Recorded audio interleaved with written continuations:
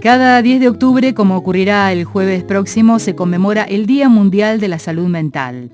Esta fecha fue establecida por la Organización Mundial de la Salud con el fin de cambiar nuestra forma de ver a las personas que padecen enfermedades mentales. En todo el mundo hay unos 400 millones de personas que sufren trastornos mentales, neurológicos u otro tipo de problemas relacionados en algunos casos con el abuso de alcohol y drogas.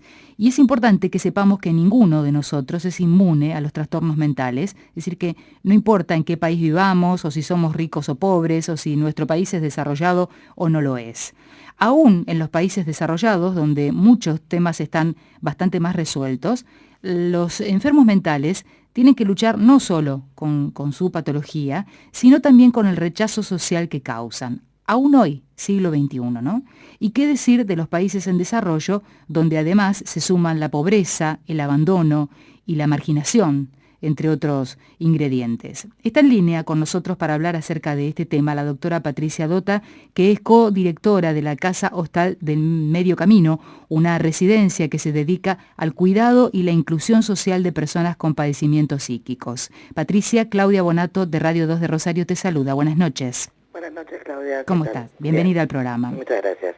Bueno, cuando uno describe esta situación, a veces parece muy lejano para aquellas personas que no tienen algún familiar con trastornos mentales o un amigo o un conocido. Sin embargo, está mucho más cerca de nosotros de lo que pensamos y uno toma conciencia de esto cuando tiene que resolver una situación por el estilo, ¿no? Y allí toma contacto con un mundo que nos parecía lejano y que está aquí nomás. Sí, es así como lo describís. Habitualmente la locura es cosa de otros. Que la locura en términos generales, el trastorno mental no tiene solamente que ver con la locura, por supuesto, ¿no? Sí. Eso es lo folclórico, lo que uno más le teme. Pero la ansiedad, los duelos, el alcoholismo y las drogas, como lo mencionabas vos hace un rato, son fantasmas que acechan permanentemente y que tendemos a negar y a tratar de ocultar porque no está bien visto que alguien los padezca. Son como expulsivos, la gente se aleja de la gente que está enferma en ese sentido. Sí, antes había una cuestión de tabú mucho más marcada. Yo recuerdo la década del 70 y cuando yo era chica y teníamos gente conocida en el barrio, que a lo mejor tenía un familiar, una hija, una prima, que tenía algún trastorno mental y no la conocíamos. Sí, no se conocía, estaba completamente oculta y la familia trataba de evitar cualquier contacto con esa persona. Se fue avanzando mucho, ya aquello es tan extremo, no se vive, pero aún así a la gente, a las familias en sí, les cuesta hacerse cargo de resolver o de enfrentar un tema cuando, bueno, hay un familiar con estas características y hay que ayudarlo a seguir de la manera, digamos, más propicia para que esté inserto en la sociedad y no aislado. Sí, lamentablemente todavía cunde mucho la ignorancia en ese sentido, porque también asusta mucho. Te diría que hasta es una especialidad que dentro de la misma medicina recién ahora está cobrando como cierta vigencia, ¿no? Como una cuestión multidisciplinaria. La psiquiatría o la psicología hoy empiezan, sobre todo con el advenimiento de la nueva ley de salud mental, empiezan a cobrar un protagonismo mucho más interesante en la sociedad, porque se considera al paciente con padecimientos mentales como un paciente más que necesita los mismos cuidados y la misma dedicación que cualquier otro tipo de paciente. Y en tal sentido, tanto las organizaciones públicas como las privadas, más allá de lo obligado por lo estipulado por la ley, empiezan a tener otra apertura para este tipo de pacientes, ¿no? y a insertarlos de una manera mucho más adecuada dentro de los dispositivos de salud. Patricia, en los últimos años se ha ido viendo un cambio notorio de paradigma.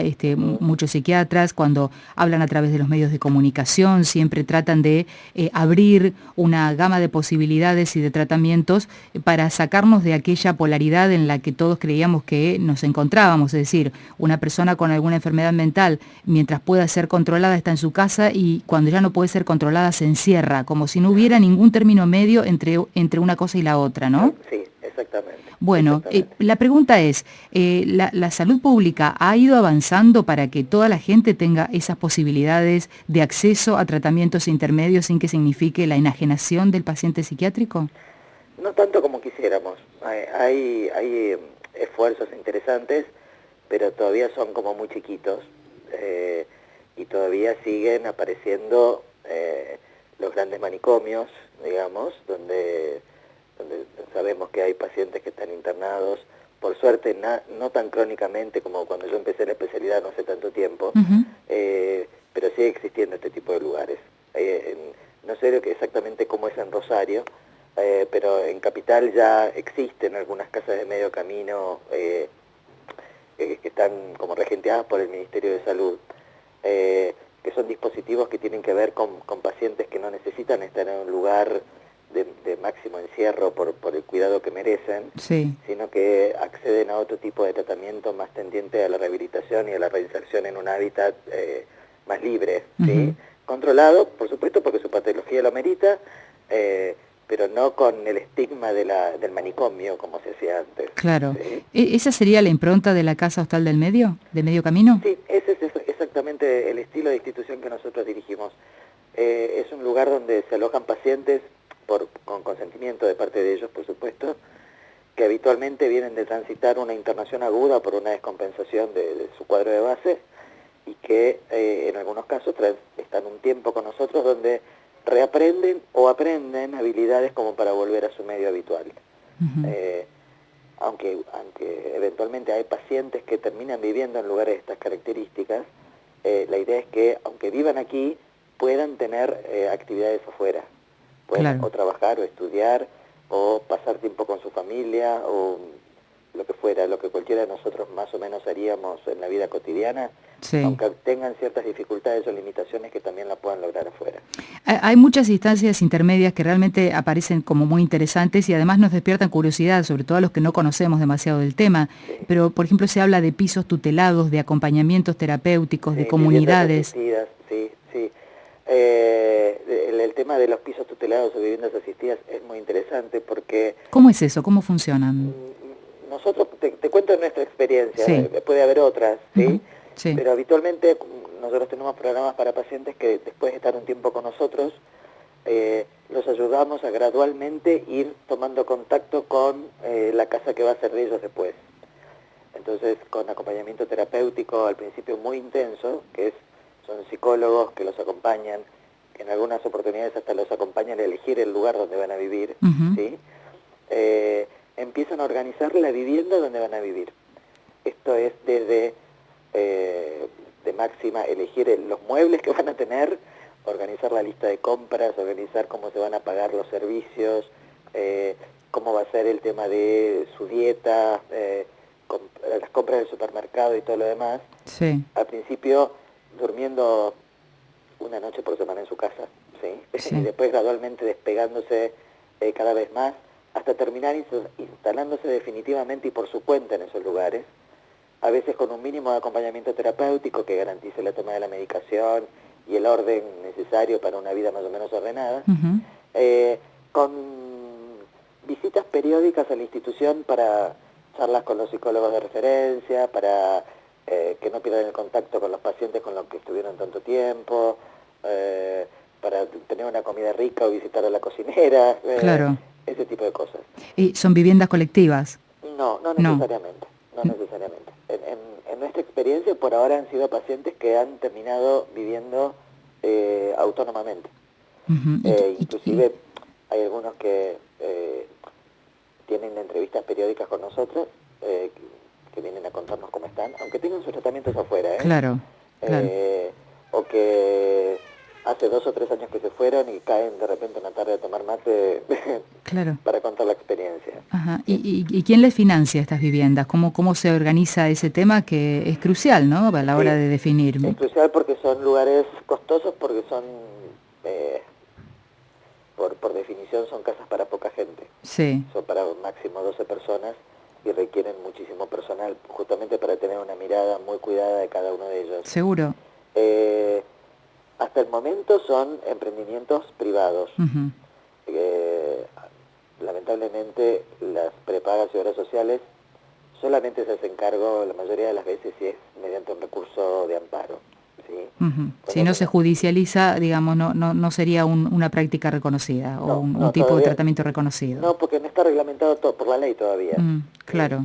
Eso va a pasar dentro de poco y va a ser mucho más fácil el acceso. Claro, digo, porque hay una nueva ley de salud mental, no sé si eso tendrá que ver con la reglamentación o qué, pero hay como desde el espíritu de la ley se impulsa algo que después uno no lo ve en la práctica, porque si la única cobertura que sigue existiendo para las familias de bajos recursos, ¿no? O para los recursos medios o para todo el mundo, es la internación y la casi reclusión del paciente, y bueno, es imposible entonces lograr un cambio de paradigma. Por eso siempre yo apunto a los recursos económicos y a la financiación, porque lo que no se puede financiar es tinta muerta en el papel. Sí, de todas formas, desmitifiquemos lo que es la internación hoy en día, ¿sí? ¿Eso también cambió? Eso ha cambiado mucho. La internación es, en estos momentos, la mayoría de las veces, yo te diría que en un 90% de las veces, pues, una internación breve, como máximo 30 días, donde los pacientes hoy casi siempre acceden voluntariamente a su internación. Cuando no lo hacen, las clínicas tienen obligación de informar al juzgado de turno para que se les provea la defensa de un abogado y la intervención del Ministerio Público. No son lugares de reclusión. Los pacientes no están aislados, ni incomunicados, ni nada por el estilo, como de repente pasaba en otra época. Claro. A veces no hay más remedio que internar a un paciente porque es la única manera de poder medicarlo y tratarlo como corresponde. Tratando de equilibrar la balanza, uno también piensa en las limitaciones y en la desesperación que estas cosas suelen causar en los familiares, ¿no? A veces la gente quiere ayudar y quiere hacerse cargo, pero no sabe cómo y no tiene, no solo los recursos materiales, no tiene experiencia de haber resuelto algo por el estilo. Imaginamos una familia con un paciente enfermo de Alzheimer y que va empeorando día a día y que va desgastando al entorno de una manera impresionante, ¿no? ¿Cómo se trabaja en relación con esto, con este punto? ¿Con la patología esa en especial o con cualquier otra? Sí, no, puse el Alzheimer como ejemplo porque, bueno, por casos que uno conoce, siempre hay grupos de autoayuda, sabemos que hay convocatorias, por lo menos aquí en Rosario hay muchos grupos que trabajan con familiares, pero a veces son iniciativas así, ¿no? De ONG o de gente voluntaria, pero no impulsado ni desde el Estado ni desde un organismo, ¿no? No, tal cual. En este momento yo creo que la psicoeducación es fundamental para estas cosas. Si bien el Alzheimer, por mencionar la misma que vos dijiste recién, sabemos que es una patología crónica y que no tiene cura, digamos, si se orienta y se entrena a los familiares y se trata al paciente adecuadamente, se puede ir frenando y controlando la enfermedad para que el progreso no sea tan devastador ni tan rápido, mientras se van creando medidas alternativas. A veces no queda más remedio que internar a estos pacientes en lugares especializados porque son absolutamente desgastantes y las familias realmente no pueden hacerse cargo de esta situación. Claro. Pero con la prevención y el cuidado que cualquier otro tipo de patología merece, ¿sí? Todo se puede ir como moderando y dilatando en el tiempo. Cada año la Federación Mundial de Salud Mental elige un tema. En el 2013 es salud mental y adultos mayores, ¿no? Con el objetivo de que esta conmemoración sirva además para poner en las agendas de los gobiernos estos problemas, ¿no? Relacionados con la salud mental. Imaginamos que los adultos mayores ya de por sí tienen una situación complicada en la sociedad porque se habla mucho de inclusión, pero en la práctica no vemos muchos resultados todavía, y si a esto le sumamos una patología mental, la situación se complica, ¿no? Tal cual. La psicogeriatría está como ganando muchos adeptos en este momento, se está investigando mucho al respecto, y el hecho de ir ganando longevidad hace que necesariamente tengamos que ocuparnos de la investigación que estos cuadros ameritan, porque no nos sirve de mucho ganar años si no tenemos un cerebro que acompaña, digamos. Y esto viene pasando, lamentablemente, y también lamentablemente la ciencia no avanza tan rápidamente como quisiéramos. Claro. Pero el panorama no es tan complicado como hace 20 años, te diría. Me parece que antes era un poco peor.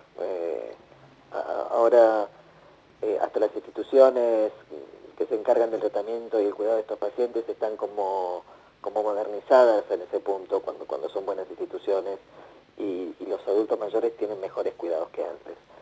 Por supuesto, las familias, si no están informadas, ni educadas, ni saben a qué pueden aspirar, tampoco pueden exigir. No, por supuesto. Es un problema de la sociedad, cuando no se sabe no se puede exigir lo que corresponde. Por eso es importante difundir y además democratizar todo lo que se puede hacer, todo lo que es accesible, todas las posibilidades que existen, y además, bueno, y allí está la función importante del Estado, tratar de que todo esto sea accesible a todo el mundo, ¿no? A todo aquel que esté atravesando por una situación como esta. Patricia, quienes quieran acercarse a ustedes a la Casa Hostal de Medio Camino, ¿pueden, no sé, recurrir a alguna página de internet, alguna dirección? Sí, nuestra página es www.hostal-mediolacasa.com.ar. Allí pueden obtener información, están los teléfonos de contacto, y en Facebook también estamos, y cualquier duda, cualquier consulta, con mucho gusto la vamos a evacuar y vamos a orientarlos en todo lo que podamos. Te agradecemos estos minutos con nosotros. No, por favor, muchas gracias a vos. Muy amable, hasta siempre. Hablamos con la doctora Patricia Dota, codirectora de la Casa Hostal de Medio Camino, una residencia que se dedica al cuidado e inclusión social de personas con padecimientos psíquicos. El próximo 10 de octubre, como cada año, se conmemora el Día Mundial de la Salud. Nadie está exento de ocuparse de la salud mental, no solo de los familiares y los conocidos, sino también de la de uno mismo, ¿no? En todo el mundo hay unos 400 millones de personas que sufren trastornos mentales.